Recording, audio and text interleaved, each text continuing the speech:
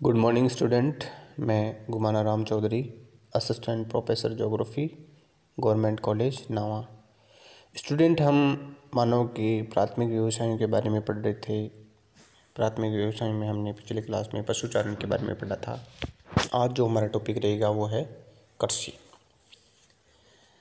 कृषि मनुष्य की प्रमुख आर्थिक क्रिया है। कृषि का प्रारंभ लगभग 10,000 पूर्व मनुष्य ने शुरू कर दिया था। कृषि प्रारंभ से लेकर के आज तक उसमें कई सारे परिवर्तन आए हैं। पहले आदिम तरीके से करते थे खेती, अब धीरे धीरे टेक्नोलॉजी का प्रयोग होने लग गया। पृथ्वी पर उच्चावच जलवायु, मृदा और सामाजिक, सांस्कृतिक, आर्थिक और कृषि पद्धति में भी भिन्नताएं उत्पन्न हो गई है। इस प्रकार विश्व में भौतिक और सांस्कृतिक पर्यावरण के अनुसार विभिन्न प्रदेशों में स्थानांतरित, स्थायी, गहन, विस्तृत, निर्वहन, व्यापारिक, रोपण और मिश्रित प्रकार की कृषि पाई जाती है। विश्व की प्रमुख कृषि पद्धतियां हैं, जिसमें हम आदिम कृषि और स्थानांतरित कृषि के बारे में विस्तृत पढ़ेंगे। सबसे पहले लेते हैं आदिम कृषि। भूमध्य रेखीय प्रदेशों में उष्ण क्षेत्रों में स्थित भागों में की जाने वाली प्राचीन कृषि को आदिम कृषि कहते हैं। आदिम कृषि स्थानांतरित या स्थायी दो प्रकारों में की जाती है। इस प्रकार प्रदेश में निवास करने वाले लोग वर्तमान समय तक अविकसित अवस्था में ही पाए जाते हैं।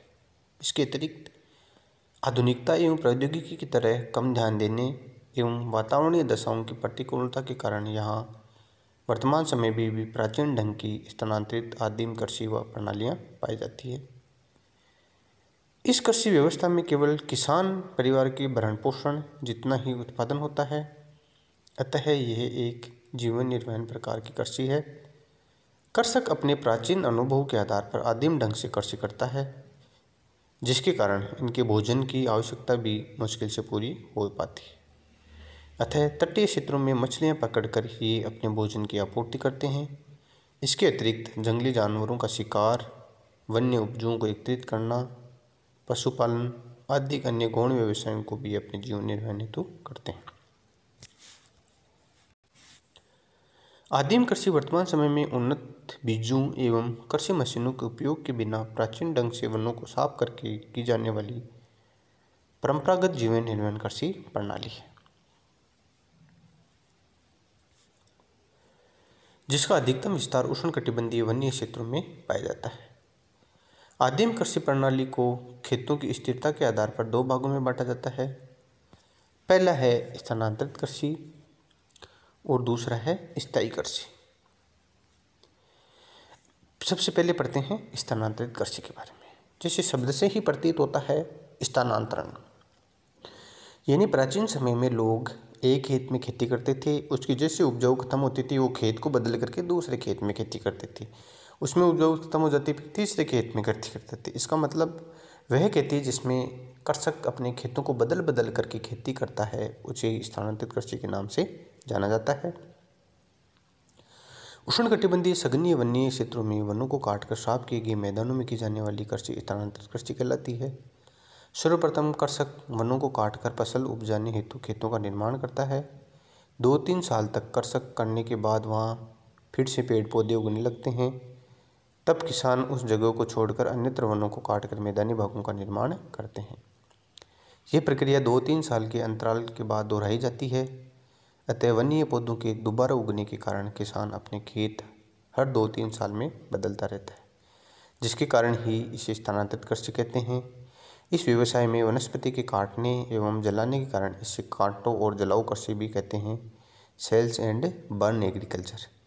यहाँ कृषक लकड़ी के खल, कुंदाली, खुरपी आदि प्राचीन उपकरणों की सहायता से अपने खेतों में खेती करता है। वर्षा से पूरे खेत में बीज डालने के बाद अन्य व्यवसायों जैसे मछली पकड़ना, अखेट करना आदि क्रियाओं में काम करता है। खेत की तरफ कोई ध्यान नहीं देता है। फसल पकने के बाद उसे काट लिया जाता है। फसलों के उत्पादन में सिंचाई, रासायनिक खाद आदि का प्रयोग है वो नगण्य किया जाता है। इस प्रकार स्थानांतरित कृषि पूर्णतः प्रकृति पर निर्भर रहती है। मानवीय श्रम केवल मानवीय पौधों को काटने और खेतों में बीज बोने तक ही सीमित रहता है।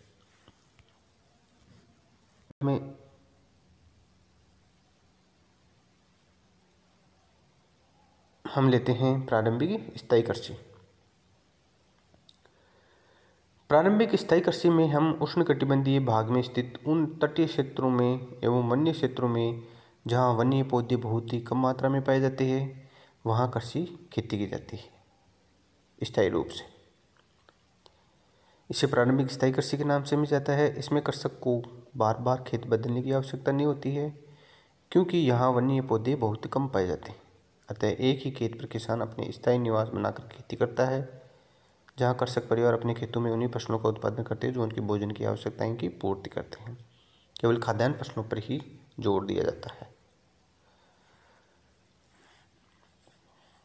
ये कृषक आर्थिक, सामाजिक और तकनीकी दृष्टि से कमजोर होते हैं। उन्नत बीज, खाद, सिंचाई आदि का उपयोग फसलों में बहुत ही कम किया जाता है या न के बराबर किया जाता है। ये लोग अपने कुछ पशुओं को पालते हैं जिसके लिए गोबर का खाद का उपयोग है वो खेती में करते हैं।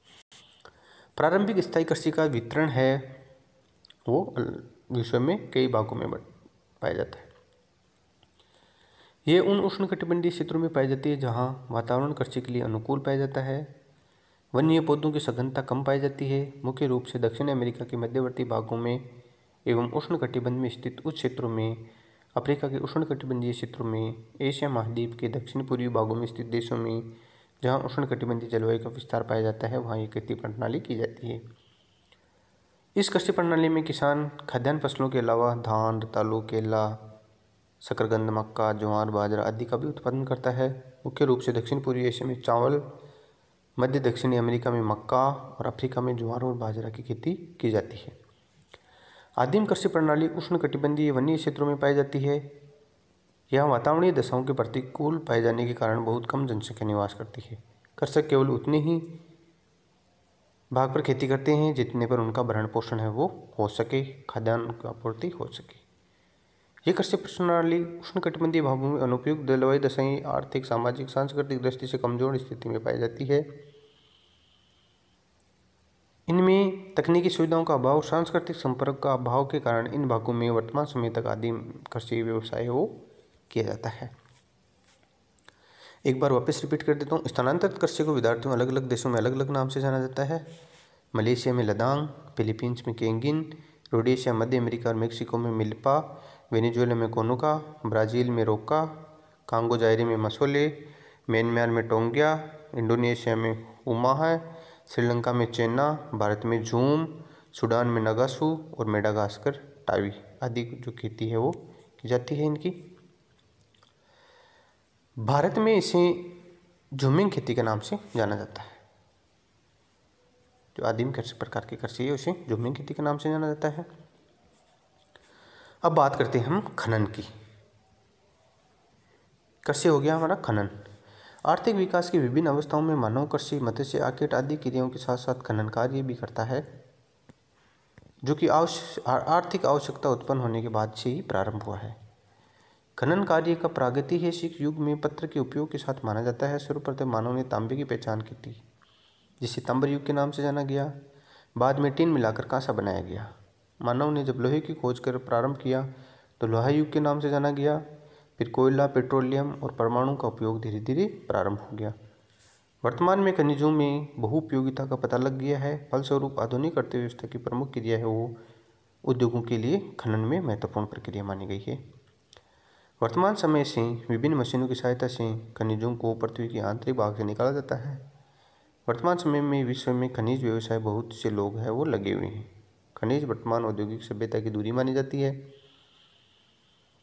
संपूर्ण औद्योगिक क्रियाएं खनिजों पर ही निर्भर है। जिस प्रकार देश में खनिज भरपूर मात्रा में पाए जाते हैं वह देश के आधुनिक समय में एक विकसित अवस्था में माना जाता है। आर्थिक, सामाजिक व राजनीतिक विकास खनिजों की प्राप्ति पर ही निर्भर करता है। ठीक है विद्यार्थियों, ये था हमारा कृषि और खनन के बारे में। तो जो मानव के प्राथमिक व्यवसाय थे उनके बारे में हमने अध्ययन कर लिया है। अब आने वाली क्लास में हम नेक्स्ट चैप्टर के बारे में पढ़ेंगे। ठीक है विद्यार्थियों, धन्यवाद।